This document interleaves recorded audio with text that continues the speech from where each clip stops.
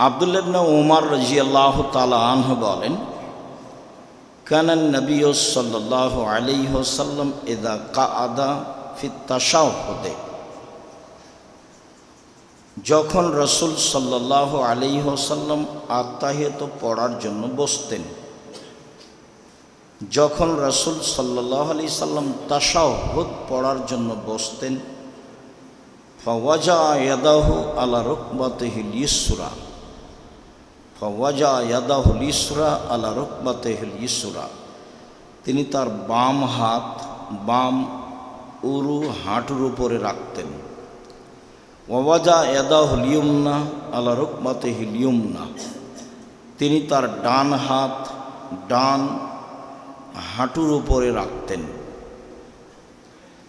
সুম্মা কাআদা সালাসাতা ওয়া খামসিনা ওয়া আশারা বিসাবাবা, তারপর তিনি 53 আঙ্গুলের গিরা করতেন।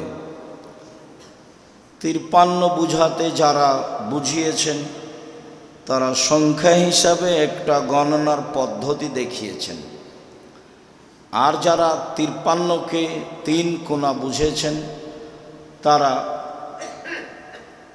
এইভাবে আঙ্গুলকে জমা করা বুঝেছেন।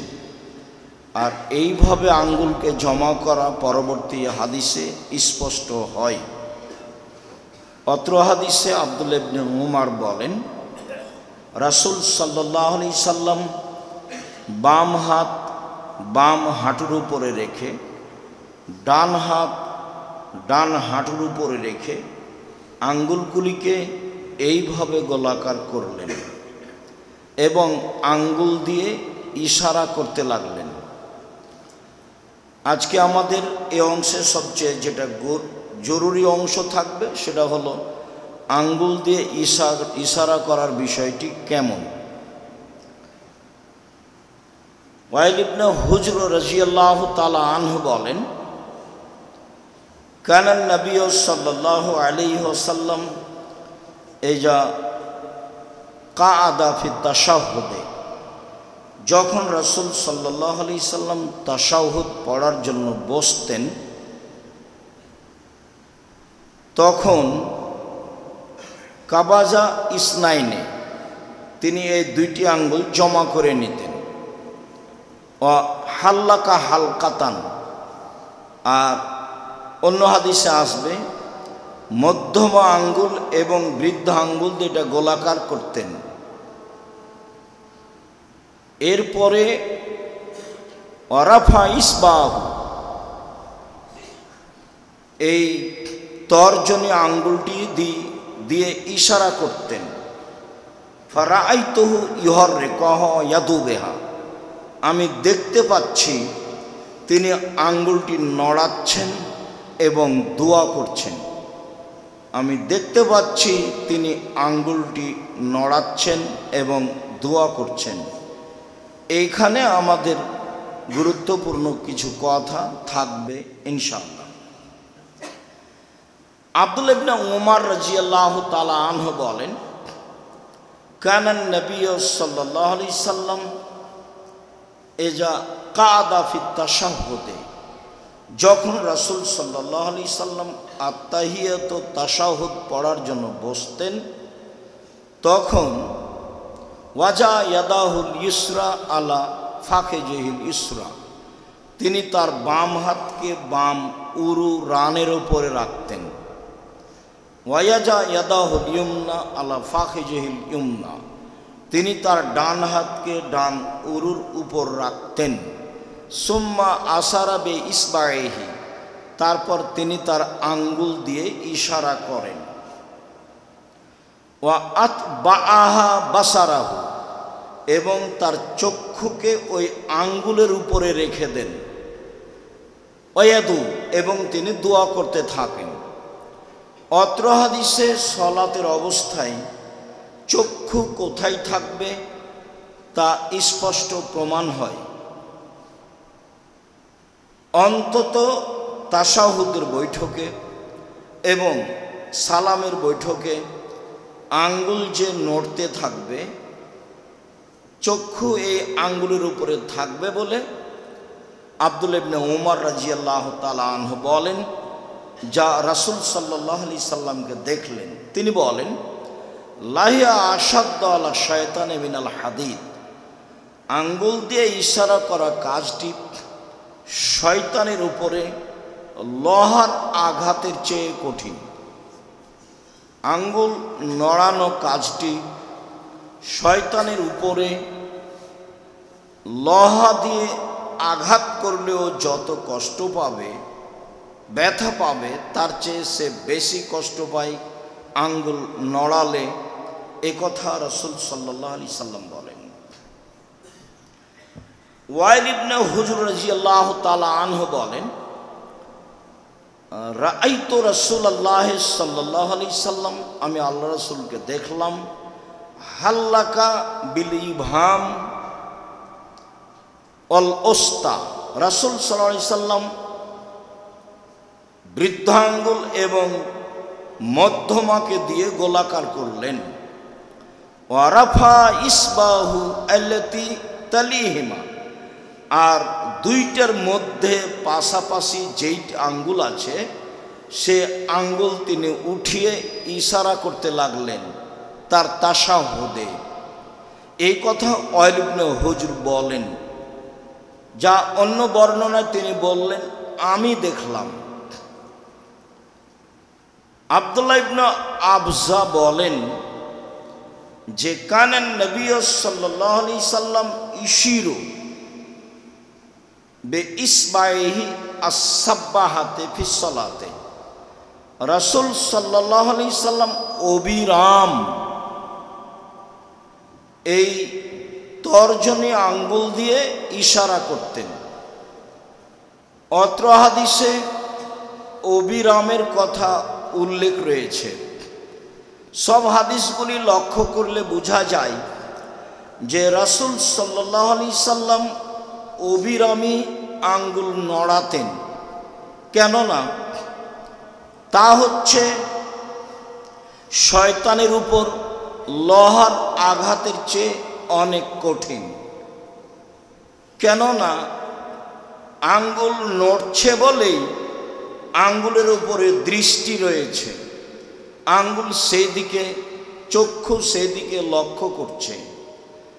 সম্মানিত দিনী ভাই বোন, বলতে চাচ্ছিলাম যে ভারত, বাংলাদেশ, পাকিস্তানে, আমাদের দেশে আমরা যেভাবে সালাত শিখেছি বা আংশিকভাবে যেসব বই পুস্তক পড়েছি, তাতে আমরা অবগত আছি যে আত্তাহিয়াতুর বৈঠকে শুধু ইল্লাল্লাহ বলার সময় আঙ্গুল উঠাতে হবে। কিভাবে এটা হলো তা আমাদের অবগতির বাইরে। তবে কিছু আরবি বই পুস্তকে মাঝহাবি ভাইদের পক্ষ থেকে লেখা রয়েছে। নাসিরউদ্দিন আলবানী রাহিমাহুল্লাহ বলেন যে ইল্লাল্লাহর সময় একবার আঙ্গুল উঠাতে হবে মর্মে কোনো সহিহ হাদিস নেই, কোনো জয়ীফ হাদিস নেই, কোনো জাল ভুয়া হাদিসও নেই। পৃথিবীতে এ মর্মে মানুষের বানানো কোনো হাদিস নেই। অতএব শয়তানকে আঘাত করো তো চূড়ান্ত সিদ্ধান্ত এটাই যে আত্তাহিয়াতুর শুরু থেকে নিয়ে শেষ পর্যন্ত, আবার সালাম পর্যন্ত অবিরাম আঙ্গুল নড়তে থাকবে, এটাই সঠিক। যা আমরা সালাত শিক্ষা বই বিস্তারিত আপনাদের সামনে পেশ করেছি। তাতে আমরা দাবি রেখেছি নিজে পড়বেন, আত্মীয় স্বজন ভাই বোনকে পড়তে বলবেন এবং বিভিন্ন মসজিদে ভাই বোনকে, বন্ধুবান্ধবকে উপঢৌকন দিবেন, রাখবেন বলে আশাবাদী। আমরা এতে আরও বলতে চেয়েছি যে রাসূল সাল্লাল্লাহু আলাইহি সাল্লামের সলাতের পদ্ধতি এটাই, বরং একবার আঙ্গুল উঠাতে হবে, এইটা সলাতের মধ্যে একটি বড় ধরনের ভুল পদ্ধতি, যা প্রমাণ করা কোনো প্রকারেই সম্ভব নয়। একটা বহু প্রথাগত ইবাদত আছে, তার একটা চলন্ত প্রথাগত ইবাদত, তা হচ্ছে ইল্লাল্লাহর সময় আঙ্গুল উঠানো। সম্মানিত দিনী ভাই বোন, আমাদের কাছে আরও স্পষ্ট হয়ে যাক যে তাশাহুদের বৈঠকে শুরু থেকে নিয়ে শেষ পর্যন্ত, সালামের বৈঠকে শুরু থেকে নিয়ে শেষ পর্যন্ত আঙ্গুলটি অবিরাম নড়তে থাকবে, চক্ষু দৃষ্টি আঙ্গুলের উপরে থাকবে এবং এ দিয়ে শয়তানকে লোহার চেয়ে কঠিনভাবে আঘাত করা হবে। আশা যে আমরা বিষয়টি খুব ভালোভাবেই বুঝেছি এবং যারা আমাদের সাথে অনলাইনে রয়েছেন সময়ের গতিতে আমাদের ধারাবাহিক সলাতের বক্তব্য অবগত হবেন, তারাও জানতে পারবেন বলে আমরা আশাবাদী। সাথে সাথে বিষয়টি আরও দিনী ভাই বোনকে অবগত করাবেন বলে আমরা আশাবাদী। সম্মানিত দিনী ভাই বোন, আব্দুল্লাহ ইবনে উমর রাদিয়াল্লাহু তাআলা আনহু বলেন, রাসূল সাল্লাল্লাহু আলাইহি সাল্লাম বললেন, শোনো, এজা জালাসা আহাদুকুম, যখন তোমাদের কোনো ব্যক্তি তাশাহুদের বৈঠকে বসবে, ফালিয়াকুল, সে যেন বলে, আত্তাহিয়াতু লিল্লাহি ওয়াসসালাওয়াতু ওয়াত-তাইয়্যিবাতু। শারীরিক ইবাদত, আর্থিক ইবাদত, মৌখিক ইবাদত একমাত্র আল্লাহর জন্য। ইবাদত করতে অর্থ লাগে এমন ইবাদত দুনিয়াতে আছে যা আপনারা বুঝেন, হজ উমরা। শারীরিক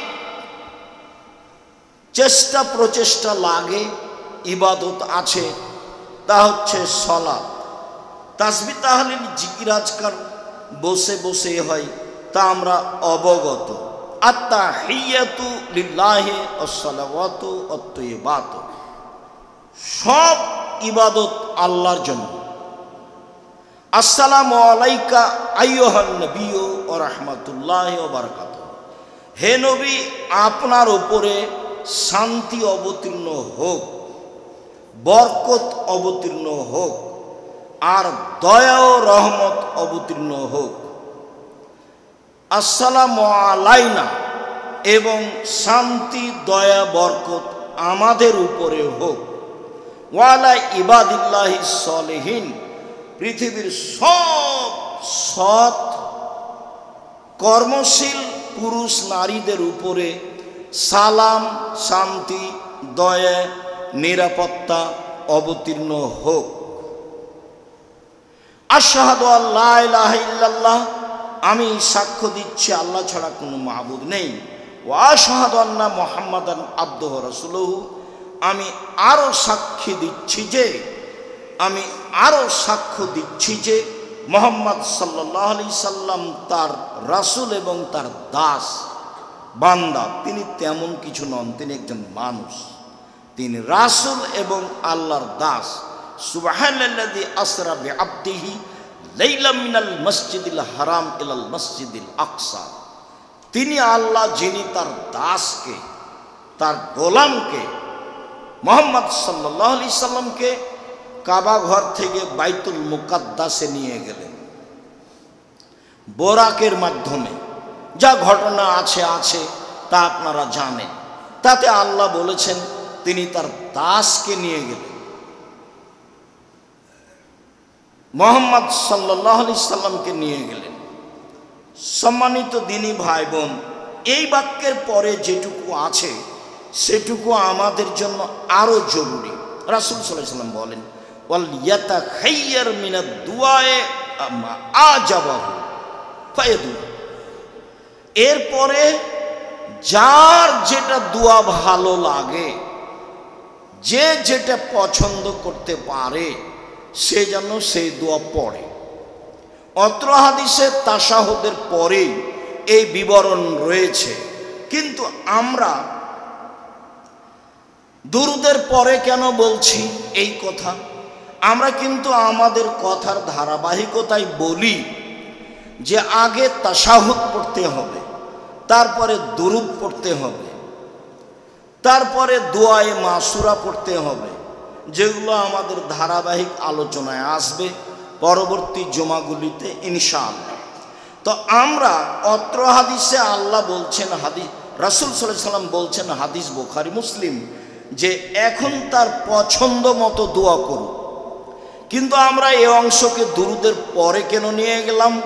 দুরুদের পরে এই জন্য নিয়ে গেলাম, উমর রাদিয়াল্লাহু তাআলা আনহু বলেন, রাসূল সাল্লাল্লাহু আলাইহি সাল্লাম বলেছেন, পৃথিবীর মানুষ শুনে রেখো, আর দুআও মাওকুফুন বাইনাস সামায়ে ওয়াল আরদে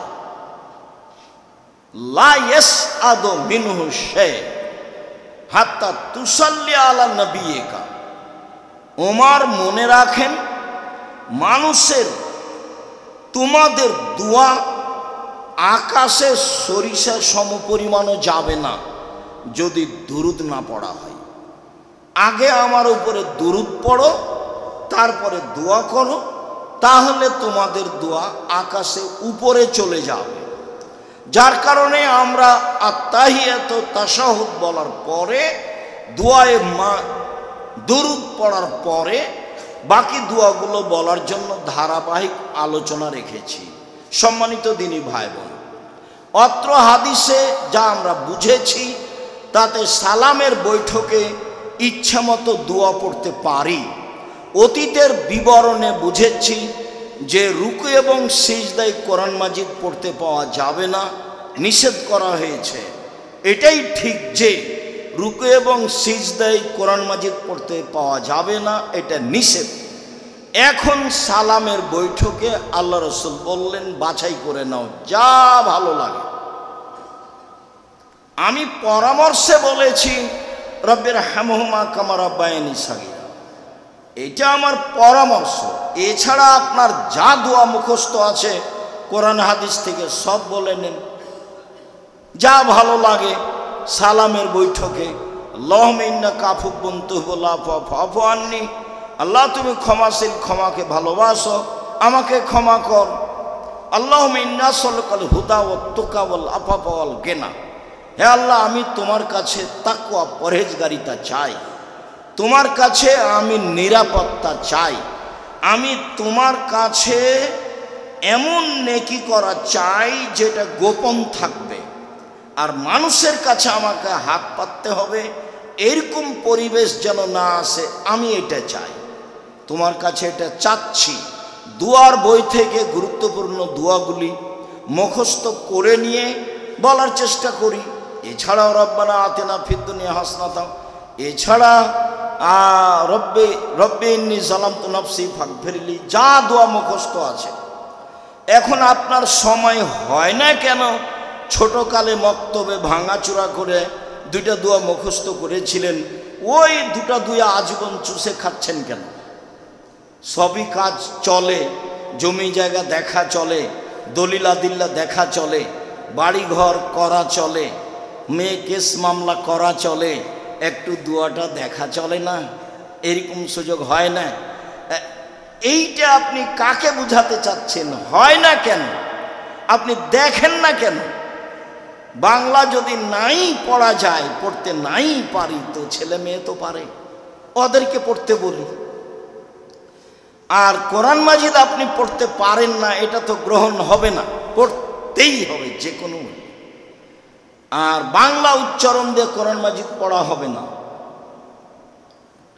বাংলা উচ্চারণ দিয়ে কোরআন মাজিদ পড়া হবে না, ওটা উচ্চারণ ঠিক হবে না।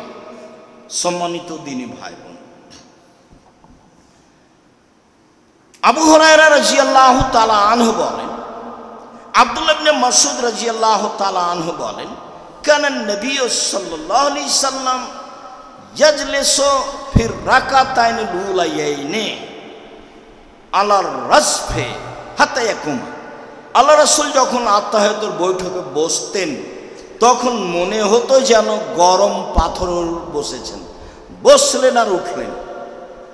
মানে আত্তাহিয়াত ছাড়া আর কিছু বেশি পড়তেন না, তাশাহুদ ছাড়া আর কিছু বেশি পড়তেন না।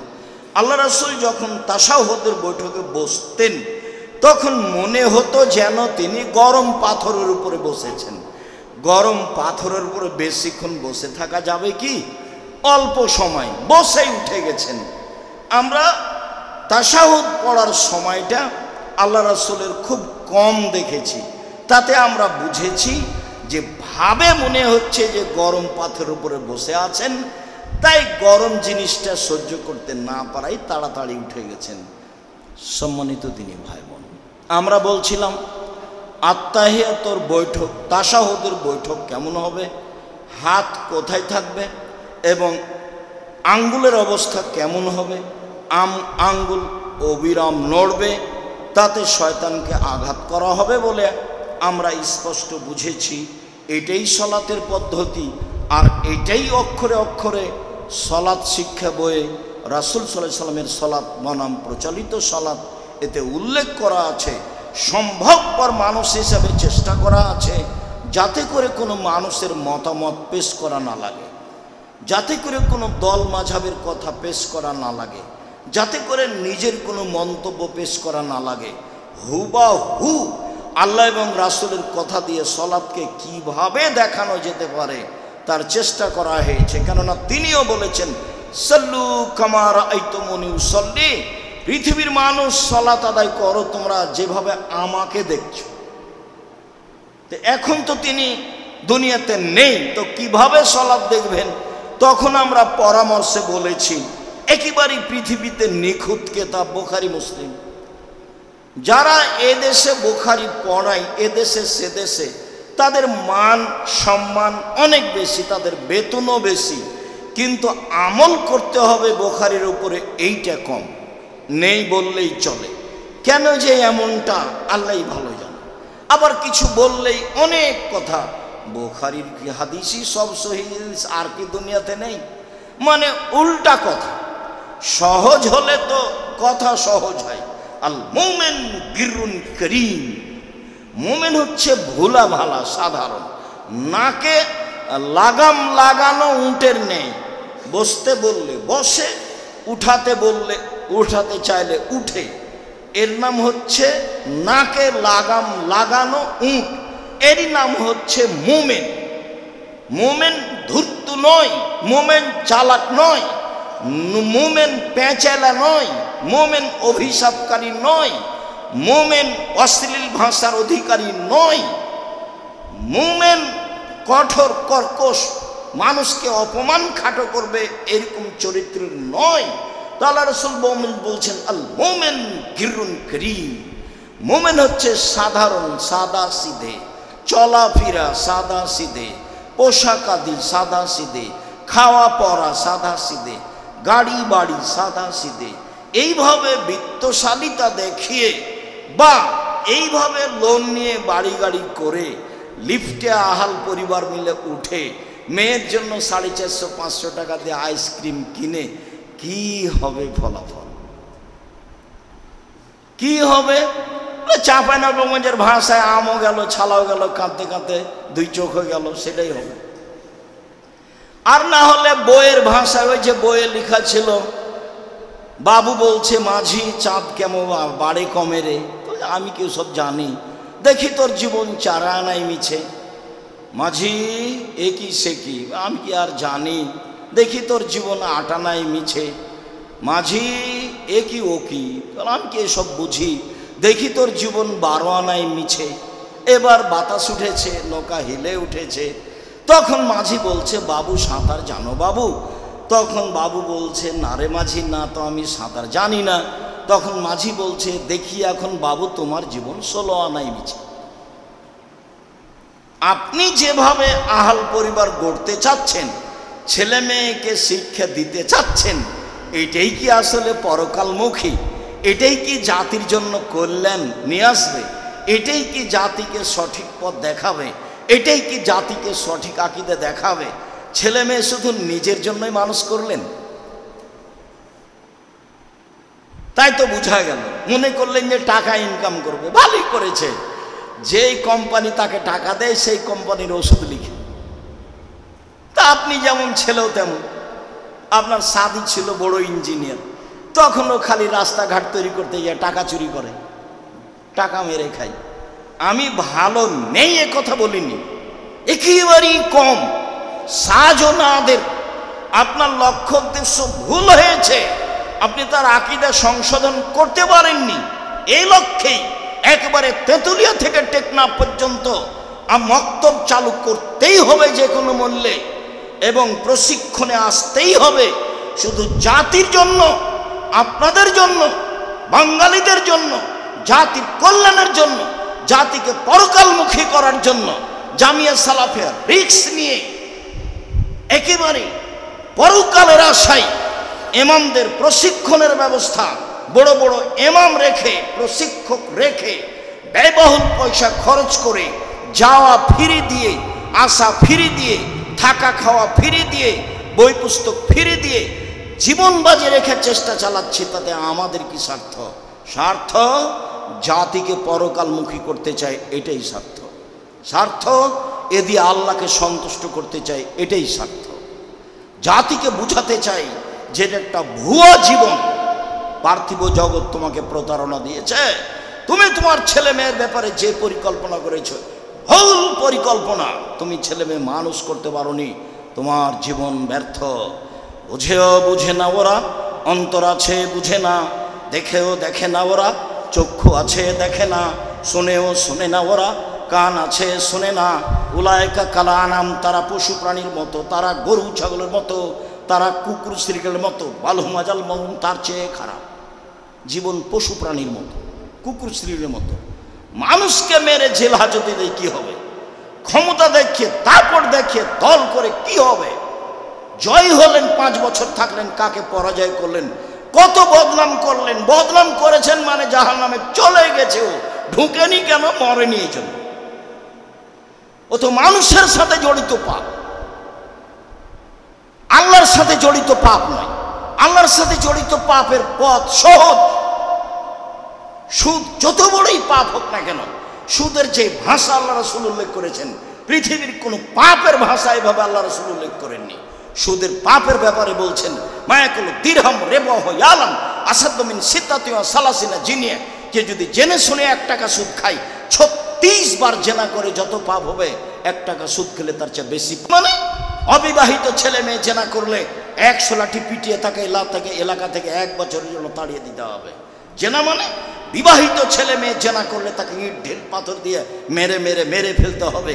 তার পৃথিবীতে বেঁচে থাকার কোনো সুযোগই নাই।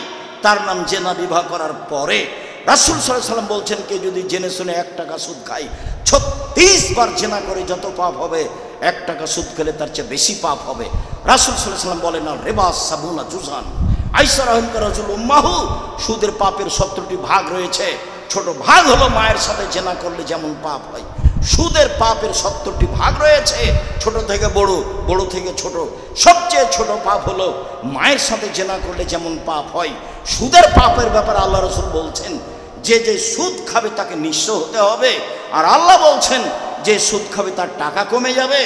উভয় দিকে লক্ষ্য করে আমি বলেছি যে যারা সুদ খাচ্ছে তাকে একদিন ভিক্ষুক হতেই হবে, কোনো পথ নেই। ওতে টাকার উপরে জুলুম করা হয়, ওতে টাকার উপরে জুলুম করা হয়। টাকা যেই জন্য সৃষ্টি হয়েছে, আল্লাহ করেছেন, সেই জন্য তাকে ব্যবহার করা হয়নি।